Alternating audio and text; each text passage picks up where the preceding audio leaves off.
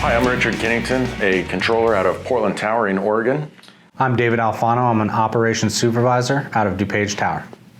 Before we get started, let's talk about how you can best utilize the facilitator guide to maximize your delivery. Utilizing those icons in there will really help you out. So for example, identify, and they're in the beginning of the book, but identify which one is your transition statement from one slide to the next.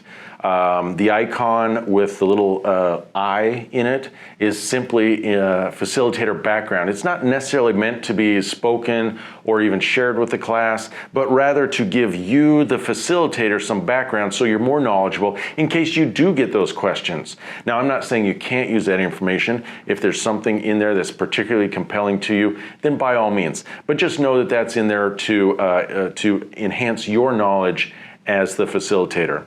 One of the new icons this round is a magnifying glass. It highlights the fact that there's a video and requires setup to achieve maximum understanding of why that video is in the recurrent round.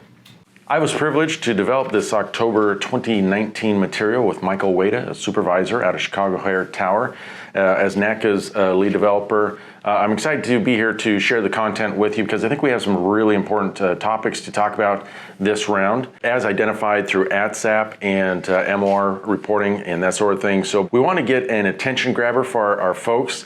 Matthew Taylor out of Boise Tower put together a nice funny video for us that kind of captures people's attention before we dive into the first module. That first module is why training matters, and we introduce with two videos. Now, those videos are meant to be somewhat humorous, but they're also based off of real world experiences. The first one being people who pay more attention to their side jobs than their job of safety as an air traffic controller. And so between the two videos, we kind of have a discussion, kind of have a gauge of where are our individuals in our facility as they prioritize their training. After describing the objectives as normal in previous rounds of recurrent training, we discussed why recurrent training matters. It's data-driven, it's particularly collaboratively developed, as well as it's required in the 3120.4. As a cadre, you want to talk about why recurrent training is important, and this first topic is discussing training. The training and practice we currently learn in chunks and nuggets, repetition and rehearsal. That's why we have recurrent training. And we discussed the 3 reasons why training matters. So we take an individual look at each one of the 3 reasons identified here as to why training matters. We begin with a word cloud that we did a number of rounds ago where we asked participants in the field, air traffic controllers, to give us one-word definitions of what professionalism looked like. How would you describe that in one word? And we captured all of those and we put it into word cloud, and you may remember that.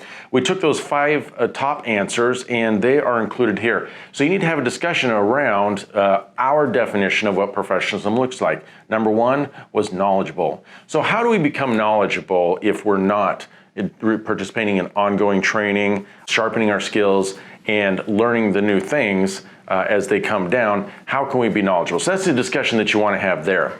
Then we go into the next one, which is a video. I'm really excited about this video because it's from Brian Scholl, who was a Vietnam era pilot who was shot down and survived and went on to finish his career in the SR-71 Blackbird. What were your impressions as a participant of that video? In this video, Brian Scholl's talking about how his training led to his survival, which ultimately led him to becoming an SR-71 Blackbird pilot to end his career.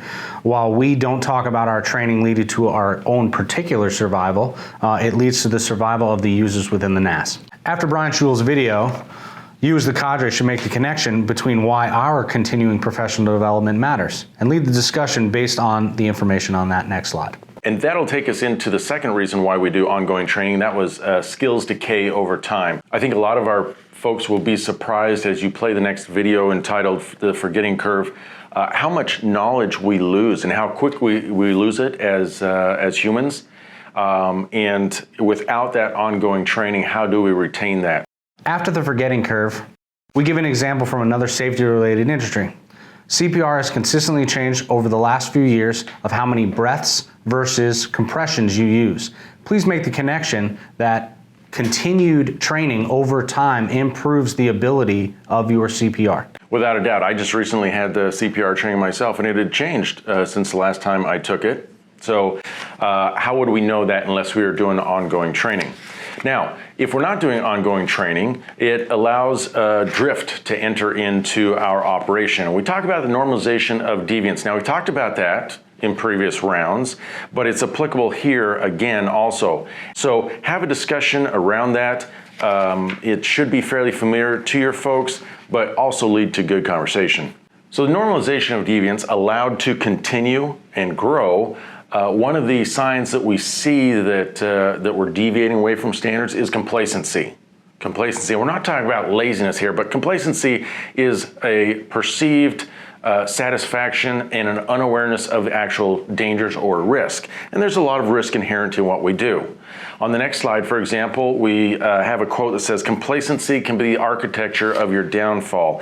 And on that slide is a photo of the Tacoma Narrows Bridge. Now, that is an interesting story as it applies to complacency. See, as they were building that bridge, they knew that there were problems with it. In fact, the workers had a name for it, a pet name. They called it Galloping Gertie, because there was so much movement and things on that bridge. So when they opened it in the mid-year of 1940, it was built to withstand 102 mile per hour winds. But by November 7th that year, a windstorm of 42 miles an hour appeared, and it brought the bridge down, and it lies at the bottom of that ravine to this day. While there was no loss of human life in the Tacoma Narrows Bridge disaster, that kind of complacency in anything that is safety related, such as air traffic control, can obviously result in a loss of life or tragedy. So we have a discussion around complacency. What are the warning signs of complacency, and what are our tactics to combat that? You want to kind of slow down here, have a good discussion around complacency, and identify it within your facility, and also within the individual, perhaps within your own crew that you work on also. And those discussions can be really beneficial. But we conclude the complacency discussion with an example of the Sioux City crash, United 232 in Sioux City. The crash of United Flight 232 at Sioux City has kind of become a bellwether event for the development of crew resource management on the flight deck. And it really is a powerful story of what happened there. But the way we're using this story is a lesser known event, and that is the training that led prior to that event. You see, the city manager, Gary Browning, put together a disaster practice on a much larger scale than anybody would ever imagine for an airport that size. As a matter of fact, he was criticized for that. But a year and a half later, there they were with a heavy aircraft that didn't normally service that airport. Using their practice to help save lives. And more than half of the passengers on the aircraft, right? Yes. All because an individual decided that to take the training serious, to develop training and get everybody involved. He took a lot of heat for that. But as we can see, and as we conclude this video, Al Haynes, the captain of that aircraft, even states that there was no better place, in his opinion, to receive them that day than Sioux City. When are we going to have our Sioux City? And if we don't know that, then we better always be prepared. And that's what ongoing training is all about. Aviation clearly is not the only industry that trains to maximize the human performance. When you think about making the individual the best they can be, obviously I think professional sports. Absolutely. I think a lot of people do. So we went and got a pro golfer and a pro baseball player, and we asked them what their take on ongoing training was. And even if you're not a sports fan or anything like that, I think there's still stuff to glean from what they had to say. You can still value their need for everyday training and constant training over the course of their career. Absolutely, to maximize the human performance, which we'll talk about on that next slide, right? So the question is then, how do we maximize the human performance? Through talking about maximizing our performance through training, Jerry Rice discusses how his take on training was to get 1% better every day. After Jerry Rice, then we move into the aggregation of marginal gains. Now, this is the story of the British bicycling team who was terrible. So terrible, bike manufacturers wouldn't sell their bikes to them, right? And yet, through small marginal gains over a 5-year period, they changed the industry and became one of the top teams in all the world. How did they do it? Through the small things. And therefore, we're asking you, the participants, to identify how do we do that in our operation. We don't want to come up with the answers. I think you out there in the field have those answers. And so there's a link for you to be able to go share that feedback. Encourage your participants to give that feedback. We think there are a lot of nuggets out there that we're not aware of, things that people are doing to make their operation a little bit better every day. We'd love you to share that with us, and perhaps we can use that in a future round of recurrent training. And as cadres, make sure you highlight how in their particular facilities, they will achieve those 1% improvements every day. And in the safety industry, how can we not be striving for that? So after we introduce the URL, it's a built-in slide, and you're going to see what appears to be a social media post come up on the slide. And indeed, that's what it is. We captured from some social media a response to a thread that was very anti-training. The individual did not see any value in it and invited people to change their mind. And we really liked what the individual said here. I think they really captured the goal and the intent of recurrent training. And this is one of our own peers saying this, so you want to make sure you review that. In my experience, it's led to really good conversation. So as we conclude the discussion as to the 3 reasons why we do ongoing training, Tom Adcock, NACA's outgoing Director of Training, talks to us about what professional development possibilities are out there for us. There's a myriad of things that we go on that we may not think of necessarily as ongoing training, but they are possibilities where we can improve ourselves 1% every day. So he talks about those, and then there's a discussion on the next slide as we list some of them. Now, this is not a comprehensive list, but rather just scratching the surface of potential for ongoing training. So you want to have a discussion and identify your own possibilities for getting 1% better every day. On the next slide, we have a really exciting video, in my opinion, from Gordon Graham, again, the safety risk management expert that we've referred to in past rounds. And I really like this video because he kind of challenges each one of us and asks that question, do you take your training serious? And I think it's pretty impactful myself. In this video, he states, my life is dependent on you taking the training seriously, and that's important. That's buy-in. Try to create the buy-in with your classes to help impact their 1% improvement every day. Absolutely. A way we can get better 1% every day is promoting a positive training environment. Remember, training every day is important.